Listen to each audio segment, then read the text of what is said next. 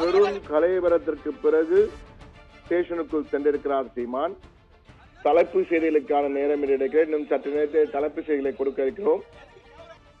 சீமான் என தலைப்பு செய்திகள் எல்லாம் மாறிவிடும். எனவே அந்த தலைப்பு செய்தியில் சீமான் ஆஜராக இருக்கிறார், அவரிடம் எத்தனை கேள்விகள் கேட்கப்படும் என்ற பல செய்திகள் நமக்கு தயாராக இருக்கின்றன. எனவே R9 வலசரவாக்கம் காவல் நிலையத்திலே சீமான் உள்ளே சென்றிருக்கிறார்.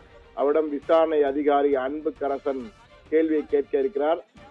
அந்த எத்தனை கேள்விகள் கேட்கப் போகிறார், அதில் எத்தனை குறுக்கு கேள்விகள் வரப்போகிறது, சீமான் என்ன பதில் சொல்ல போகிறார், அதன் பிறகு எப்படிப்பட்ட விசாரணை அறிக்கை தயாராகும் என்றால் தற்போது ஏற்கனவே விஜயலட்சுமியின் வாக்குமூலத்தை வாங்கியிருக்கிறார்கள்.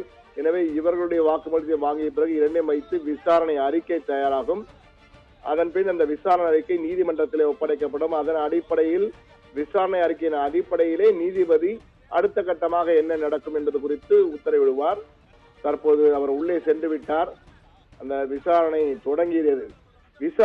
தொடங்கியது என்று நாம் செய்தியை தற்போது போடலாம். நமது தலைப்பு தற்போது சீமான், முதல் தகவலை கொடுக்கிறோம். சீமானிடம் விசாரணை தொடங்கியது.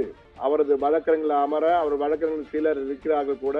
ஆனால் உள்ளே என்ன நடக்கிறது என்பது குறித்து நம்மால் அறிய முடியாத வகையிலே போலீசாரும் அவரது தொண்டர்களுமே தடுத்து நிறுத்திருக்கார் என்றுதான் நினைக்கிறேன். தற்பொழுது விசாரணை தொடங்கியது. ஆனால் ஏற்கனவே நான் கூறியது போல ஒரு பக்கம் தொண்டர்கள், மறுபக்கம் போலீசார், இன்னொரு பக்கத்திலே பேருந்து, ஆம்புலன்ஸ் போன்றவை எல்லாம் தயாராக இருப்பது பல கேள்விகளையும் சந்தேகங்களையும் எழுப்புகிறது. ஆனால் சீமானின் வழக்கறிஞர்கள் நிச்சயமாக அவர் கைது செய்யப்படுவதற்கான வாய்ப்பு இல்லை, அப்படிப்பட்ட வழக்கு இது அல்ல என அவர்கள் கூறுகிறார்கள். ஆனால் போலீசார் என்ன செய்வார்கள் என்பது நிச்சயமாக போலீசாருக்கு மட்டும்தான் தெரியும்.